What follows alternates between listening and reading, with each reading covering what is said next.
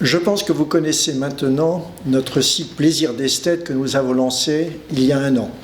L'objectif était bien évidemment de montrer des pièces de qualité à des prix très abordables et très diversifiés en termes de style, mais en restant bien évidemment focalisés comme nous le sommes sur l'Asie.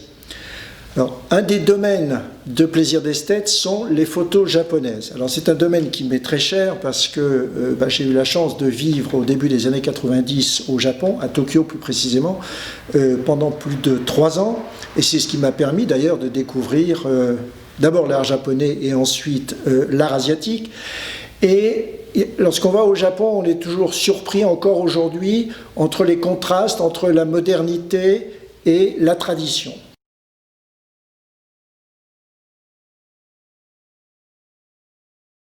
Lorsque j'ai quitté le Japon pour aller vivre ensuite dans différents pays, mais surtout à Londres, plusieurs années plus tard, c'est là où j'ai découvert les photos japonaises du 19e siècle. Alors, je ne les avais pas vues et on ne les trouvait pas au Japon, tout simplement parce que ces photos étaient destinées aux voyageurs de l'époque qui visitaient le Japon et donc qui voulaient ramener des souvenirs et en particulier ces différentes photos.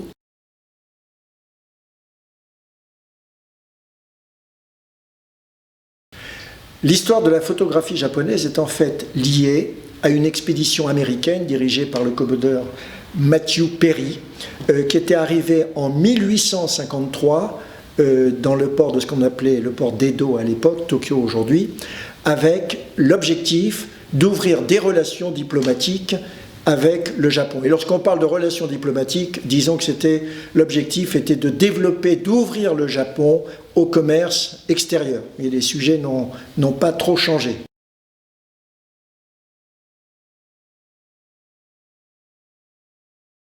Donc ceci, un photographe d'ailleurs, qui pratiquait les daguerréotypes, était avec ce Commodore Perry, donc a introduit la photo au Japon, et imaginez cette période du milieu du 19e siècle, où on était dans la transition de l'ère des samouraïs, la période Edo, et on entrait dans la période Meiji, qui a connu en fait le développement d'un Japon moderne. Donc il y avait vraiment une opportunité, bien sûr, de faire connaître le Japon, de montrer les traditions du Japon et de les montrer encore avec cette période ancienne, plus moyenâgeuse du Japon. Et donc ces photos étaient, comme je vous l'ai dit, produites pour les voyageurs et à une période donc intéressante puisque c'était cette transition bien évidemment, mais également une chose extrêmement originale quand on voit ces photos sont colorées et vous imaginez bien que la photographie couleur n'existait pas. Et en fait c'était également le déclin des ukiyo-e, c'est-à-dire des estampes japonaises. Et donc des coloristes, puisque c'était fait à la main, des coloristes se retrouvaient sans emploi en fait à cause de ce déclin des estampes et des photographes ont eu l'idée de les utiliser pour colorier au pinceau en général les photos qu'ils produisaient bien évidemment en noir et blanc à l'époque.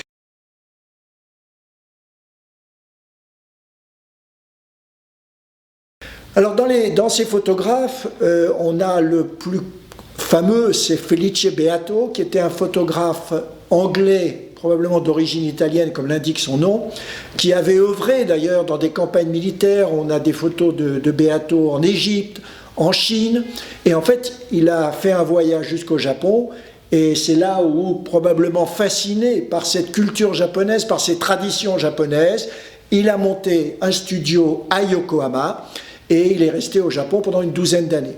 Alors il a été suivi par d'autres photographes, des photographes japonais, je pense à Kimbei, qui est un photographe très réputé, Farzari, Stilfrig, qui a fait également de très nombreuses photos.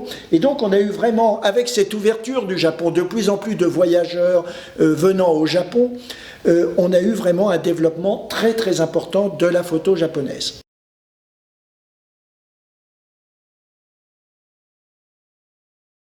Alors au niveau des thèmes, on a bien évidemment des On a le thème de la femme japonaise qu'on va retrouver et qui est toujours recherché, que ce soit simplement des femmes japonaises, que ce soit des geishas, bien évidemment. Et donc, comme celle-ci, regardez les couleurs, regardez la clarté, c'est une photo qui date de la fin du 19e siècle, hein, elle a environ 1870-1880, et qui vient d'un de ces ateliers de Yokohama.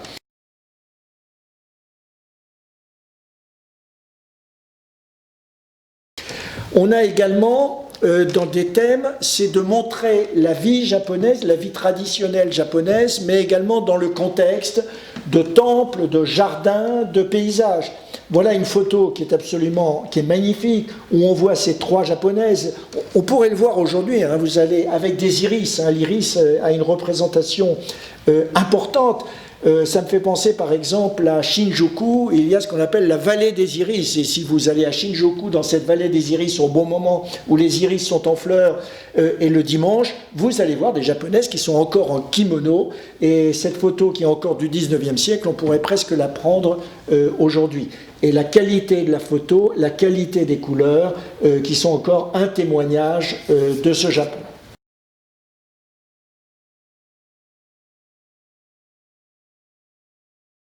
Voilà un autre exemple, ça c'est la fameuse période hein, qu'on aimait toujours, on allait dîner sous les cerisiers en fleurs début avril, c'est une photo qu'on aurait très bien pu prendre dans le parc d'Ueno qui est fameux pour ses cerisiers en fleurs, et là de nouveau on va voir ces japonaises en costume traditionnel, en kimono, des ombrelles qui se promènent sous ces cerisiers en fleurs.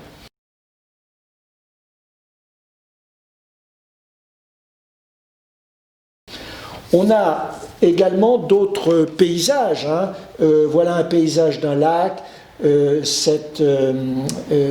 voilier, cette embarcation en fait modeste sur ce lac, mais là aussi une très belle composition, très intéressante. Et là, on est vraiment en plein Japon, je dirais, on vibre avec le Japon. Voilà, donc c'est ce que nous vous proposons sur notre site Plaisir d'Esthète. Hein, c'est une collection que j'ai commencée à peu près en 95 de mémoire. Et en fait, toutes ces photos, c'est des photos que j'ai achetées à cette époque, lorsqu'il y avait l'opportunité. Certaines de ces photos, d'ailleurs, vont être en catalogue, en album. Et on sera amené à en proposer sur notre site avec des albums qui ont des couvertures de lac avec de la nacre.